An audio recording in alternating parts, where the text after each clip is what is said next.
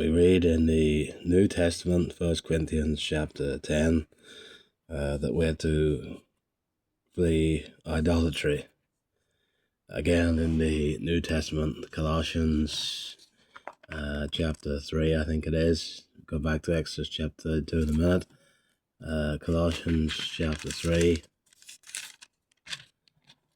part of our focus on seeking the things that are above, verse 5. Therefore, consider the members of your earthly body as dead. Some translations say put to death immorality, impurity, passion, evil desire, and greed, which amounts to idolatry. Because of these things, the wrath of God will come upon the sons of disobedience. In them you also once walked when you were living in them, but now you also put them all aside. And then we get the longer list. But it's the expression in verse 5. Immorality, impurity, passion, evil desire, and greed, which amounts to idolatry. Then I'm going to turn back to Exodus chapter 32 and look at this chapter in relation to the golden calf.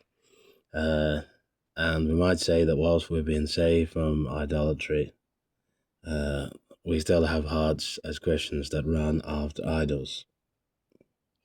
I know there's anything that is more important to me or you, if you're a Christian, than God. Anything that absorbs you more than God. And so idolatry is very like pulling the weeds. And anybody who pulls weeds will know it's not fun work, it's hard work, but there are the weeds that stop us from growing in our lives. The first thing we see in Exodus 32 verse 2 is that the idols were shaped. Aaron said to them, tear off the gold rings which are in the ears of your wives, your sons, your daughters, and bring them to me. Verse 4, he took them from their hand and fashioned it with a graving tool and made it a molten calf. So the truth is, as Christians, we're all idol lovers. Even in the Bible, in the Old Testament, the brazen serpent, which was used to deliver God's people, eventually became an idol in 2 Kings chapter 18. And sometimes we fashion these idols in our minds. Sometimes we put God second, and they might be good things.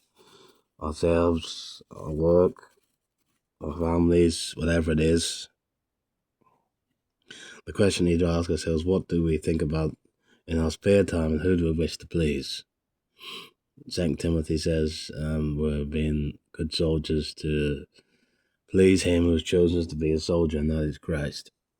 So the idols were shaped. Then the second thing we see in verse 6, but the idols were worshipped. Read this in verse 6. So the next day they rose up early and offered burnt offerings and brought peace offerings, and the people sat down to eat and drink and rose up to play. And then you realize when God spoke to Moses, verse 8, he mentions they have made themselves a molten calf and have worshipped it and have sacrificed to it. So it seems that they were having an idolatrous party, which is hard to believe when we think of all the things that God did. Every idol demands worship. What originally was a blessing can become an idol. Eventually they adopted the idols of the Canaanites and were fully engulfed into their idolatry. You see, the more we continue idolatry, the more severe it gets. Then the third thing was they actually enjoyed. Verse 6, they ate and drank and rose up to play. These idols were enjoyed.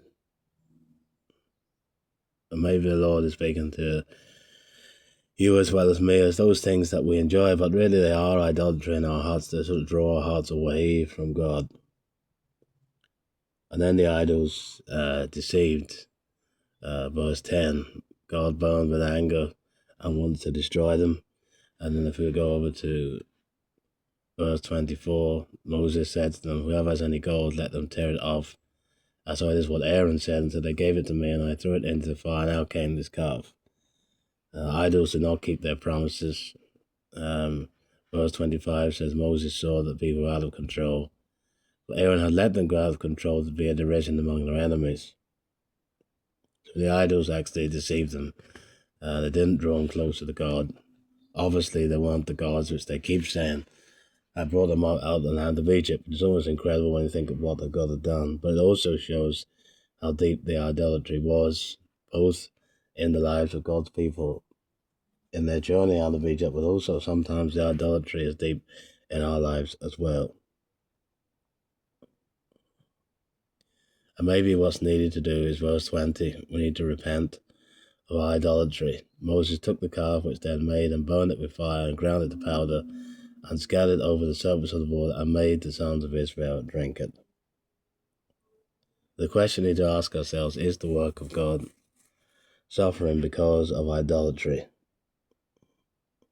How seriously should we take this topic? There's a whole chapter devoted to the idolatry of the Israelites, and whilst we looked at some of the parts, I do feel there's an even greater meaning and deeper meaning to this chapter. Why has God allowed this chapter to be recorded in so much detail? God could have quickly gone from Bezaleel and Aholiab in chapter 31 to maybe a few sentences about their idolatry, and then pick up again the journey in chapter 33. But God has put these 35 verses in this 32nd chapter for a very deliberate reason. Moses had to crush his idol. And maybe that's what we need to do with ours. Don't be kind to our idols. Deal with it radically. Colossians 3 verse 5. Reckon it dead or put it to death. Some translations of. Mortify is sometimes translated. 1 Corinthians 10, where we started, says flee from idolatry.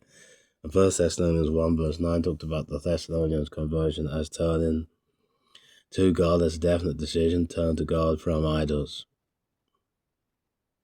And maybe the Lord is challenging you and challenging me about this chapter, about how deep is our idolatry. What do we count as idolatry, and what we need to repent of to get closer to God.